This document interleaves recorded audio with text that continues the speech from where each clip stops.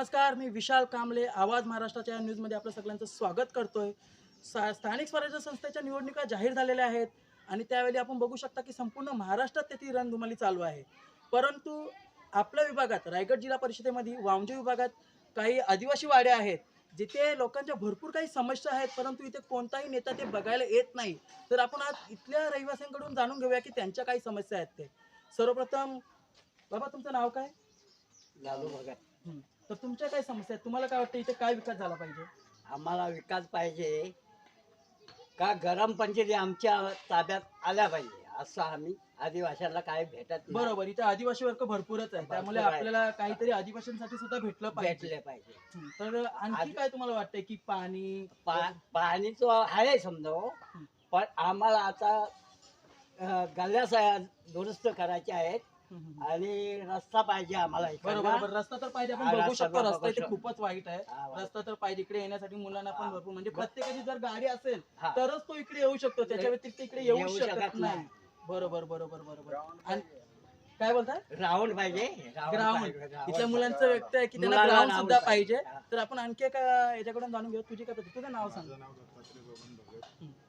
तर आमची अशी अपेक्षा आहे की स्वतंत्र ग्रामपंचायत बनली पाहिजे. म्हणजे आमची 11 वाड्यांची ग्रामपंचायत आहे, त्याच्यामुळे काय इकडे कोण लक्ष द्यायला मागत नाही। त्याच्यामुळे स्वतंत्र ग्रामपंचायत असली तर आमच्या इकडे म्हणजे सुशिक्षित जे लोक आहेत ती लक्ष देऊन काम करतील। गेल्या 5 वर्षात इथल्या नेत्यांनी तुमच्यासाठी काय केलंय का?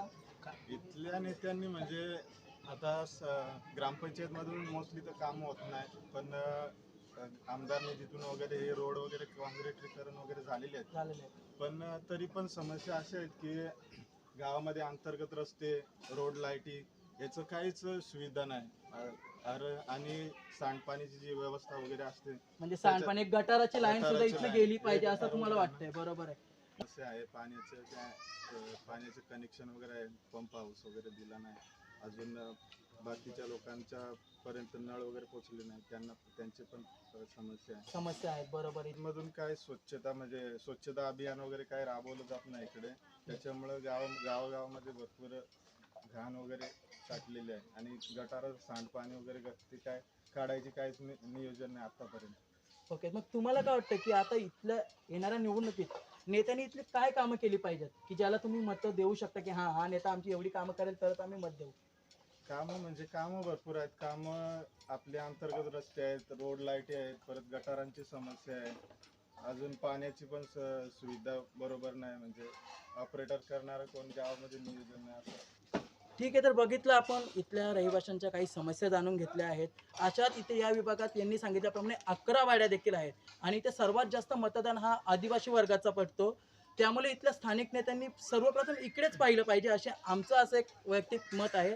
तर आपण या अशाच काही घडामोडींसाठी पुन्हा आपल्या दुसऱ्या एका वाडीमध्ये जाऊ आणि त्यांची एक मुलाखत घेऊ। तुम्ही पाहत राहा आवाज महाराष्ट्राचा।